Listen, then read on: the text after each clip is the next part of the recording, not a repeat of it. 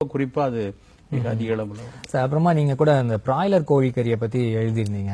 கோழினா at least திறந்து விட்டா ஓடணும், அது திறந்து விட்டா கூட பொத்துன்னு இப்படி கீழே தான் கிடக்கு, அந்த கோழியை சாப்பிடறதுனால நமக்கு வந்து வியாதிகள் தான் வருது அப்படின்னு சொல்லி 22 நாள்ல வந்து ஒரு கோழி வந்து உற்பத்தி அதாவது வளர்ந்து அதை வந்து கறியா கொண்டுட்டு வராங்க. இந்த பிராய்லர் கோழியை தவிர்க்கணும்னா வேற என்ன மாதிரி கறி வகைகள்லாம் எடுத்துக்கணும்? இல்ல, ரொம்ப அடிப்படையான இதுக்கு ரொம்ப ஆழமான விஷயம் என்னன்னா சூழல் குறித்த பார்வை இருக்கு இல்லையா. இன்னைக்கு இந்த வெளியில இருக்க வேப்பமரம் மாதிரி நானும் ஒரு ஆள், வெளியில ஓடக்கூடிய ஒரு காகம் மாதிரி, புறா மாதிரி, கிளி மாதிரி, வண்டு மாதிரி, ஏதோ மாதிரி நானும் ஒரு பூவுலகில இருக்கக்கூடிய பல்வேறு உயிரினங்களோடு நானும் ஒரு பயணி, அவ்வளவுதான். இந்த பார்வை நமக்கு பகுத்தறிவு வந்த காலத்துல இருந்து கிடையாது. இந்த உலகத்துக்கு நான் தான் தாதா, என் பேச்சை கேட்டுதான் இங்க இருக்கிற மரமா இருந்தாலும் சரி, பூவா இருந்தாலும் சரி, செடியா இருந்தாலும் சரி, வண்டா இருந்தாலும் கேட்டு நடக்கணும். எனக்கு தேவையான ஒன்னு அழிச்சிருவேன். இந்த மனோபாவத்தினுடைய ஒரு வெளிப்பாடு தான் அந்த பிராய்லர் கோழி. கோழின்னா தாவணும், பறக்கணும், நடக்கணும், அது புழுவை தேடி போய் சாப்பிடணுங்கிற விஷயம் மாத்தி ஒரு கூண்டுக்குள்ள 30 நாள் 40 நாள் அடைச்சு அதனுடைய காலை மட்டும் வீங்க வச்சு அதனுடைய சதை பகுதியை வீங்க வச்சு அதை வீங்குவதற்கு வேண்டிய கெமிக்கலை கொடுத்து அதுக்கப்புறம் அந்த உயிரினத்தை அறுத்து சாப்பிடுறதுங்கிறது ரொம்ப ஒரு கொடூரமான விஷயம். உதாரணத்துக்கு நம்ம பிள்ளைய நல்லா ஒரு ஒலிம்பிக்ஸ்ல விளையாடணும்னு வச்சு போனாவ நம்ம என்ன செய்யணும்? பிள்ளைய நல்லா ட்ரெயின் பண்ணணும், நல்லா விளையாட ஊக்குவிக்கணும், ஓட வைக்கணும், அதுக்கான பயிற்சி கொடுக்கணும். நம்ம உடனே நம்ம தாய் நம்ம மனைவியோடைய கருமுட்டையை எடுத்து குதிரையோட காலை எடுத்து அதனுடைய மரபணு எடுத்து வெட்டி ஒட்டி குதிரையோட கால் மாதிரி வலுவான குழந்தைய பெற்றுக்க நாம தயாரா இருப்போமா? நமக்கு அந்த மனோபாவம் இருக்கும்போது இன்னொரு உயிரினத்தை வந்து இப்படி எல்லாம் சிதைச்சு இந்த மாதிரி மரபணு மாற்றம் பண்றது, இந்த மாதிரி ஹார்மோன்களை கொடுத்து சதை பற்றி ஆக்கி, இது ஒரு விதமான ஒரு அரக்கத்தனமான ஒரு விஷயம்தான். கோழி வேணும்னா நல்லா நாட்டுக்கோழி வாங்கி எடுத்து சாப்பிடலாம். நாட்டுக்கோழி நல்ல பலன்கள் கொடுக்கக்கூடியது, கடல் மீன்கள் எல்லாம் நல்ல பலன்கள் கொடுக்கக்கூடியது. உனக்கு தேவையானதை எடுத்துக்கோ, அப்புறம் உன் உடல் தேவையில்லாம போகும்போது அது எடுத்துக்கும். இப்படி ஒரு சுழற்சி, பல்லுயிர் சுழற்சி இருக்கிற வரைக்கும் பிரச்சனை இல்லை. நீங்கள் தேவையான ஒன்றை மட்டும் வேகமாக பெருக்கும் போதுதான் இன்னொரு பக்கம் உங்களை அறியாம ஒரு விஷயம் பெருகிட்டே இருக்கும். டெங்கு கொசு எவ்வளவு நாள் யோசிச்சோம் நம்ம, திடீர்னு வந்து ஒட்டு மொத்தமா நம்மளை பயமுறுத்துது. ஒரு கொசு தான், உன்னால ஏதாவது செய்ய முடியுமா? முடியாது. இன்னைக்கு வரைக்கும் சிக்கன் குனியா 1967 காணாம போச்சு. இன்னைக்கு 2006 டிசம்பர்ல வரும்போது தமிழ்நாடே ஆடி போச்சு. ஒரு கொசு தான், ஒரு சாதாரண கொசு அப்படின்னு சொல்லக்கூடிய ஒரு விஷயம் உயிருக்கு பயமுறுத்தக்கூடிய அளவுல கொண்டு வந்து விடுது இல்லையா. இதுதான் இயற்கை நம்மளை திருப்பி அடிக்கும் போது இந்த இடம் வரைக்கும் மெரினா கடற்கரை உள்ள வருமானம் நினைச்சு பார்த்திருப்போமா? இதெல்லாம் சூழல் நம்மை திருப்பி அடிக்கக்கூடிய ஒரு விஷயம். நம்ம வந்து இந்த உலகில், இந்த பிரபஞ்சத்துல நானும் ஒரு மனுஷன், எல்லாருமே சந்தோஷமா இருப்போம் அப்படிங்கிற மனோபாவத்தோடு நம்ம வாழக்கூடிய காலகட்டம் வரைக்கும் நமக்கு பெரிதாக சவால்கள் இல்லை. ஆனா என்றைக்கு அந்த இதை மீறி பிராய்லர் கோழி, இது மாதிரி பல விஷயங்கள், பிராய்லர் கோழி மட்டும் இல்ல, தர்பூசணி போல இன்னைக்கு வெயில் காலத்துல எல்லா இடத்தையும் வித்துட்டு இருக்காங்க. அது உருண்டையா ஓவல் ஷேப்ல இருக்கு. இதை வந்து லாரியில அனுப்பும் போது இல்ல கண்டெய்னர்ல அனுப்பும் போது இடம் தடாப்டான்னு உருண்டையா இருக்கிறதுனால அடுக்கி வைக்கிறது கஷ்டம். இதை உடனே ஒரு பெரிய தொழில்நுட்ப விஞ்ஞானி செவ்வகமா ஒரு பெட்டி மாதிரி ஆக்கிட்டாங்க.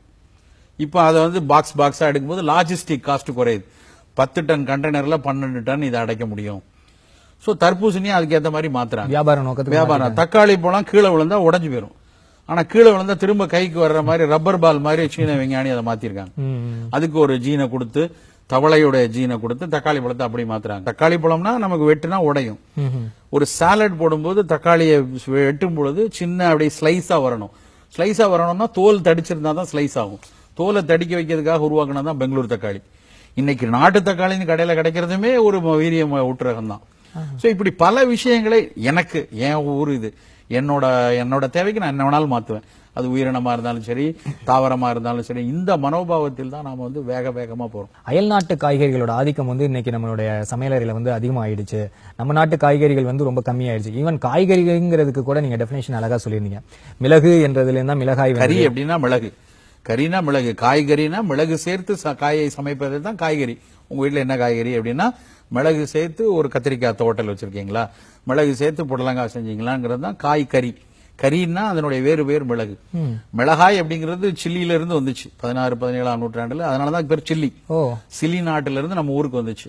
பல உணவுகள் நம்ம இன்னைக்கு யூஸ் பண்ணக்கூடிய பல உணவு, உருளைக்கிழங்கா இருக்கட்டும், தக்காளி பழமா இருக்கட்டும், வெங்காயம், சேனக்கிழங்கு எல்லாமே வெளியூர்ல இருந்து வந்தது. சேனக்கிழங்கு ஜப்பான்ல இருந்து வந்தது. ஆமா, ஒவ்வொன்றும் ஒவ்வொரு நாடுகள்ல இருந்து வந்திருக்கு. அது கூட தவறு இல்லை. ஒரு நாட்டுல இருந்து வருது, கொஞ்ச நாள் அதை பழக்க ஆரம்பிக்கிறாங்க, அது ஒன்றும் பாதிப்பு வரல, நல்லா இருக்கும்போது அந்த நாட்டு தவறமா வர்றது தப்பு இல்லை. ஆனா வேக வேகமா ஒரு புதிய புதிய ஒட்டு ரகங்களை கொண்டு வருது. இப்ப அதை விட பயங்கர மரபணு மாற்ற பயிர்கள்லாம் கொண்டு வராங்க. ஒரு பக்கம் பிடி ரகங்கள், அதெல்லாம் வந்து ஒரு அச்சத்தை உண்டாக்குது. உண்மையிலேயே அது பலன் அளிக்குமா, அவங்க பெரிய லெவல்ல வந்து அது ஒரு ப்ரொடக்ஷனை கூட்டும், அதனால அது கொண்டு வரோம்னு சொல்லி அந்த விஞ்ஞானிகள் சொல்றாங்க. ஆனா அதற்கான முழுமையான ஆய்வுகள் முழுமையா நடைபெறாத பட்சத்துல வேகமாக நமக்குள்ள வர்றதுங்கிறது வந்து ஒரு ஆபத்தை விளைவிக்கும். அயல் நாட்டு காய்கறிகள் நம்ம என்ன சொல்றோம்னா, நம்ம நாட்டு காய்கறிகள்ல எத்தனையோ நல்ல காய்கறிகள் இருக்கு. இப்ப வெண்டைக்காய் வந்து நம்ம ஊர் வெண்டைக்காய் அவ்வளவு நல்ல பலன்கள் அவ்வளவு. கத்திரிக்காய் எடுத்துக்கோங்க, சொரக்காய் எடுங்க, பீர்க்கங்காய் எடுத்துக்கோங்க, அவரைக்காய் எடுத்துக்கோங்க, இது எல்லாமே நல்ல காய் தான். ஆனா நமக்கு ஒரு மனோபாவம், கேரட், சி ஃபார் கேரட் அப்படின்னு படிச்சுட்டான் பையன். சோ கேரட்னா கண்ணுக்கு நல்லது. ஏன் கேரட்டை விட 2500 மடங்கு முருங்கைக்கீரையில இருக்கு. ஆனா அவனுக்கு பாவம் எம் ஃபார் முருங்கைக்கீரைன்னு யாரும் சொல்லி கொடுக்கல. சோ அதனால அவன் சி ஃபார் கேரட்னோடனே கேரட் தான் வேணும். சின்ன பிள்ளைல இருந்து கேரட் சாப்பிடுப்பா நல்லது, ஆப்பிள் சாப்பிடுப்பா நல்லது. ஆப்பிளை விட 3 ஆப்பிளுக்கு சத்து நெல்லிக்காயில இருக்கு. யார் யோசிக்கிறாங்க? இன்னைக்கும் நம்ம வீட்டுல பல பிள்ளைங்க பப்பாளினா பிடிக்காது. பப்பாளி பழம் அது ஒரு மாதிரி கையெல்லாம் ஒட்டுங்க, ஒரு மாதிரி ஸ்மெல் இருக்கும்.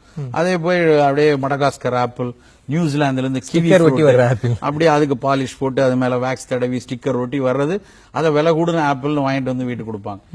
ஏன் நம்ம கொய்யா பழம் மிகச்சிறந்த பழம். ஐசிஎம்ஆரோட நேஷனல் இன்ஸ்டிடியூட் ஆஃப் நியூட்ரிஷன் ஹைதராபாத்ல இருக்கு.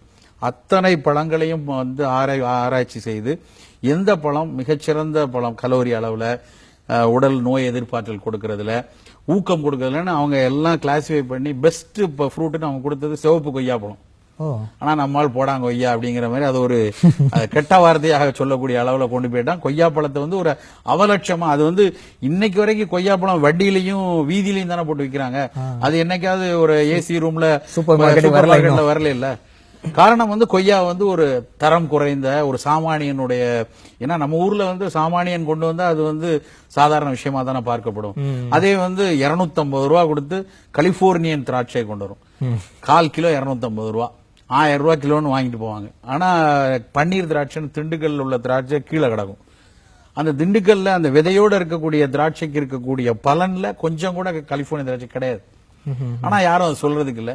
இது வந்து ஒரு பெரிய காஸ்ட்லியான விஷயம், அப்ப நம்ம அது நல்லது அப்படின்னு நினைச்சு வாங்குறாங்க. இப்படி சொல்லிட்டே போலாம். நம்ம கீரை வகைகள் பத்தி சொல்லி